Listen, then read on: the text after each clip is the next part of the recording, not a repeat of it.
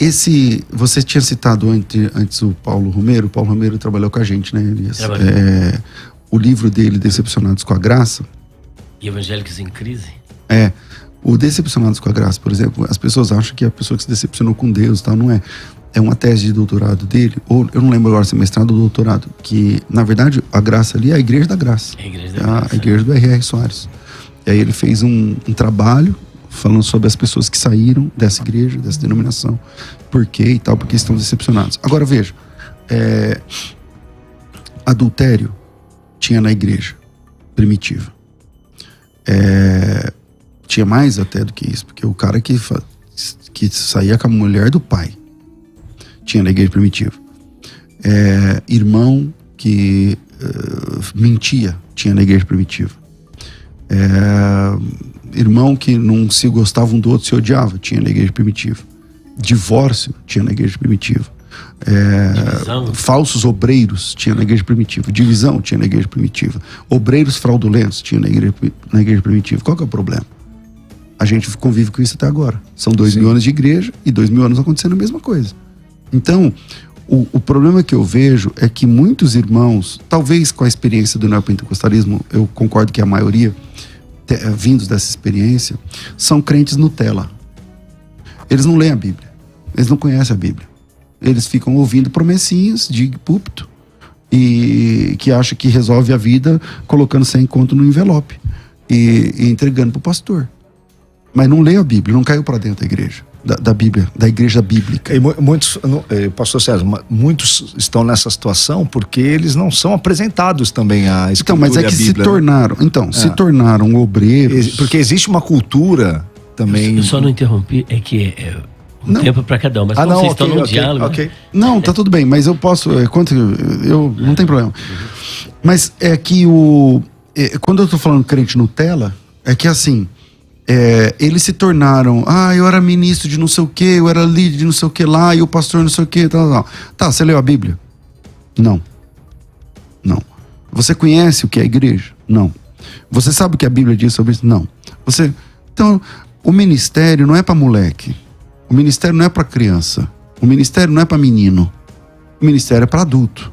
É para quem, homem. Quando eu falo homem, eu não estou falando homem gênero masculino, eu estou falando para quem cresceu. O apóstolo Paulo disse assim: quando eu era menino, eu falava como menino, eu pensava como menino e eu agia como menino. Em outras palavras, eu estou dizendo, eu vivia como um moleque. Eu falava. Então, como você vai discutir uma coisa grande com uma pessoa de 8 anos de idade? Não tem como. Não tem como.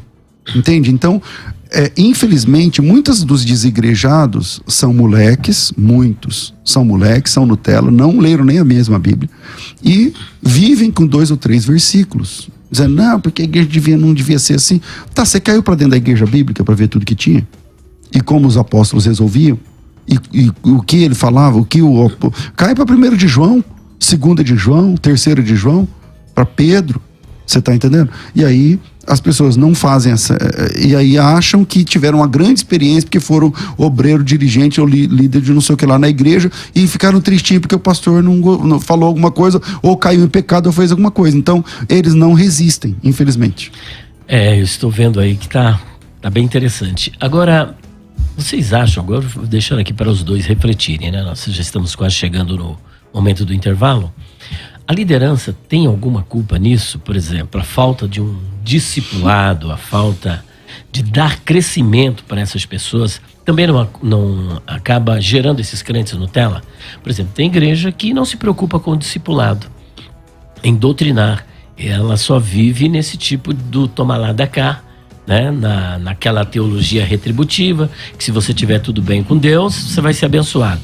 Se você não tiver muito bem, você vai ser amaldiçoado. Então a pessoa vai mais para a igreja por uma questão de troca. E aí, quando acontece algum trauma, algum problema, ele é o primeiro a sair da igreja. O que vocês acham? Uma coisa que eu verifico de uma maneira bem comum, que é as igrejas treinando as pessoas para serem experts na sua visão ministerial.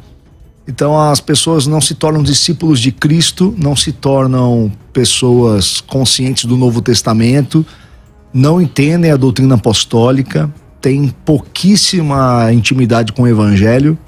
Até eu sempre recomendo como antídoto para esse problema a leitura dos evangelhos, porque é impressionante a quantidade de cristãos evangélicos brasileiros com anos, 10, 15, 20 anos de igreja que não tem familiaridade com os evangelhos. Não tem familiaridade, não tem o hábito da leitura dos evangelhos, mas tem de cor e salteado aquela apostilinha precária, mal feita, piegas, que lhe doutrina na visão ministerial. E chamam isso de discipulado. Ou seja, discipulado se tornou sinônimo para treinamento de adeptos de uma visão ministerial específica, quase sempre com ênfases que são convenientes àquele projeto de crescimento daquela organização religiosa institucional.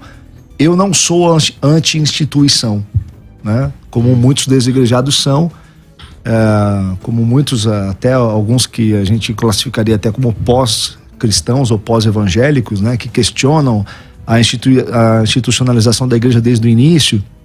Não é o meu caso, mas eu percebo que o excesso de institucionalização ou a idolatria à instituição, geralmente relacionado ao guru religioso, ao guru fundador, né? Geralmente um apóstolo, que hoje em dia apóstolo é eufemismo para dono de denominação, né? Então você tem o dono da denominação, a visão ministerial dele, que geralmente é uma estratégia de marketing escrita para atingir certo público-alvo, então ela tem ênfases nas dores daquele público-alvo. Tudo que o marketing ensina, qualquer profissional de marketing e publicidade, como eu sou formado em administração de empresas e tenho carreira na área comercial, eu estudei bastante, né, o marketing, as técnicas de venda